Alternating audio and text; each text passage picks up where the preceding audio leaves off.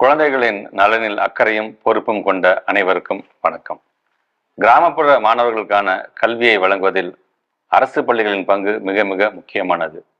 எந்தவித பாகுபாடும் இல்லாமல் அனைத்து தரப்பு குழந்தைகளும் கல்வி கற்க வேண்டும் என்பதற்காக கொண்டு வரப்பட்ட இலவச கட்டாய கல்வி உரிமை சட்டத்தை தமிழ்நாடு அரசு சிறப்புடன் செயல்படுத்தி வருகிறது. இக்கல்வி உரிமை சட்டத்தின் மிக முக்கிய அம்சமான பள்ளி மேலாண்மை குழுக்களை நமது அரசு 2 ஆண்டுகளுக்கு முன்னர் அனைத்து அரசு பள்ளிகளிலும் மறுகட்டமைத்தது.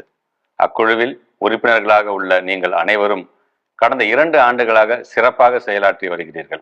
அரசு பள்ளிகள் என்பது வறுமையின் அடையாளம் அல்ல, பெருமையின் அடையாளம் என்ற உணர்வோடு தொடர்ந்து செயல்பட்டு வரும் உங்கள் அனைவருக்கும் எனது பாராட்டுகளையும் நன்றிகளையும் தெரிவித்துக் கொள்கிறேன். குழந்தைகளை மையப்படுத்திய கல்வி முறையை கொண்டு வருவதே நமது அரசின் முக்கிய நோக்கம். அதற்கு பக்கபலமாக நீங்கள் அனைவரும் பள்ளி மேலாண்மை குழுக்கள் மூலமாக தமிழ்நாடு அரசுடன் கைகோர்த்தது எனக்கு பெருமகிழ்ச்சி அளிக்கிறது. கடந்த 2 ஆண்டுகளாக நம் அரசு பள்ளி குழந்தைகளின் கற்றல் திறன், சுகாதாரம், பாதுகாப்பு மற்றும் பள்ளிகளின் உட்கட்டமைப்பு வசதி போன்றவற்றில் உள்ளாட்சி பிரதிநிதிகளின் பங்களிப்போடு சமூகத்தையும் ஒருங்கிணைத்து பள்ளிகளின் தேவைகளை நிறைவேற்றுவதில் அரசு பள்ளி பெற்றோர்களாகிய நீங்கள் சிறப்புடன் செயல்பட்டு வருகின்றீர்கள். பள்ளி மேலாண்மை குழுவில் நிறைவேற்றப்படும் தீர்மானங்கள் உடனுக்குடன் நமது மாண்புமிகு தமிழ்நாடு முதலமைச்சர் அவர்களின் பார்வைக்கும் எனது கவனத்திற்கும் கொண்டு வரப்படுகின்றன.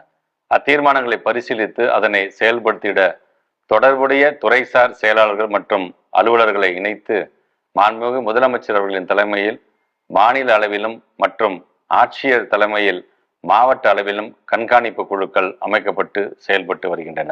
குழந்தைகளின் கல்வி சார்ந்த தேவைகள் மற்றும் பிரச்சனைகள் குறித்து பெற்றோர்கள் கலந்துரையாடுவதற்கு ஏதுவாக மாவட்ட ஆட்சியர் தலைமையில் கல்வி வளர்ச்சி குறைதீர் நாள் மாதம் ஒரு முறை நடத்த திட்டமிட்டப்பட்டுள்ளது. இக்கூட்டத்தில் பள்ளி மேலாண்மை குழு உறுப்பினர்கள், பெற்றோர்கள், தலைமை ஆசிரியர்கள், ஆசிரியர்கள், முன்னாள் மாணவர்கள் மற்றும் உள்ளாட்சி பிரதிநிதிகள் என அனைவரும் கலந்து கொள்ளலாம். கட்டாய கல்வி உரிமை சட்டத்தின்படி பள்ளி மேலாண்மை குழுக்கள் 2 ஆண்டுகளுக்கு ஒரு முறை மறுகட்டமைப்பு செய்யப்பட வேண்டும். இவ்வாண்டு ஜூலை மாதம் முதல் மறுகட்டமைப்பு நிகழ்வுகள் தொடங்கப்பட உள்ளன. சமூக நீதியை நிலைநாட்டும் வண்ணம் தமிழ்நாடு அரசு பள்ளி கல்வித்துறை முன்னெடுத்துள்ள பள்ளி மேலாண்மை குழுக்களின் மறு கட்டமைப்பிற்கான மாபெரும் நிகழ்வில் பெற்றோர்கள், ஆசிரியர்கள், முன்னாள் மாணவர்கள் மற்றும் கல்வி சார்ந்து செயல்படும் அனைவரும் பெருந்திரளாக பங்கேற்க அன்புடன் அழைக்கிறேன். பள்ளி மேலாண்மை குழுக்களை வலுப்படுத்துவோம், பள்ளிகளை வளப்படுத்துவோம். நம் பள்ளி நம் பெருமை. நன்றி.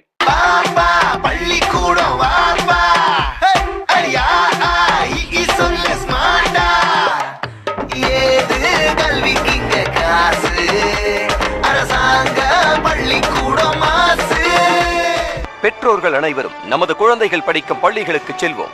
ஆகஸ்ட் 2 அன்று நடக்கவிருக்கும் பள்ளி மேலாண்மை குழு அறிமுக கூட்டத்தில் பங்கேற்போம்.